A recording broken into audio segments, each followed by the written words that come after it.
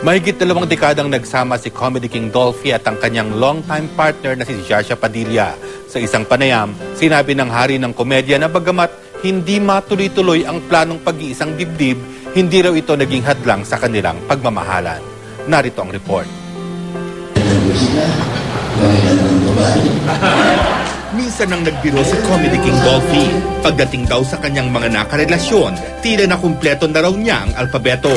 Ang first love mo, nag-start sa letter A. Oo, ako, Aida. O yung huling love mo, Shasha. O DJ. Baka ako, nakumpleto ako ng alpabeto. From A to Z. Si Jasha Padilla na nga ang masasabing nag-iisang reyna ng hari ng komedya. Late 1980s nang magsimula silang magsama at sa loob ng mahigit 2 dekada, ang Divine Diva na ang pinakamatagal na nakarelasyon ni Mang Dolphy. Kahit halos 30 taon ang agwat ng kanilang edad, naging masaya naman daw ang naging takbo ng kanilang relasyon. But we're so comfortable with each other, and it's a kind of love that continues to grow. So it's not just about us, it's about our kids, and we just plan to stay together for as long as we could.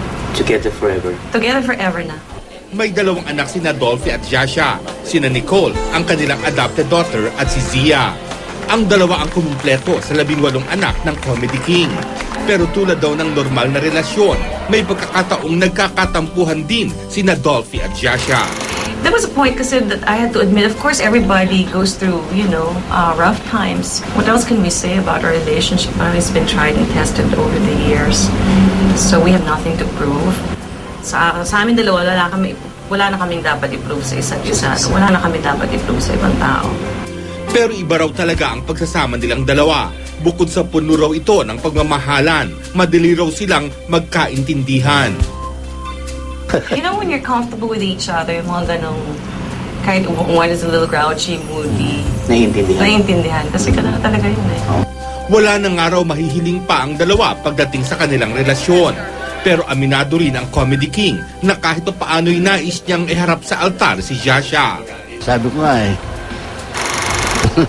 single ka pa eh. Pag nakita mo yung passport mo, single pa, di ba? 18 na anak, single pa rin. Baka nga ako, pagka matuloy yun, nakatungkod na ako.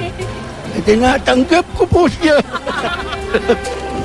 Nang magplano kasi ang dalawa na magpakasal noong 2004 at 2007, di pa napapawalang bisa ang kasal ni Jasha sa una nitong asawa. Noong nakaraang taon naman, kung kailan na annual na ang kasal ni Jasha, nagdesisyon sila ni Dolphy na wag nang ituloy ang pag-iisang dibdib.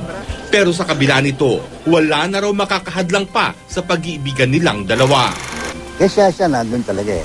No. Kanya siya ang pinakamatagal eh. He's a very, very sweet person. There's no other man like him.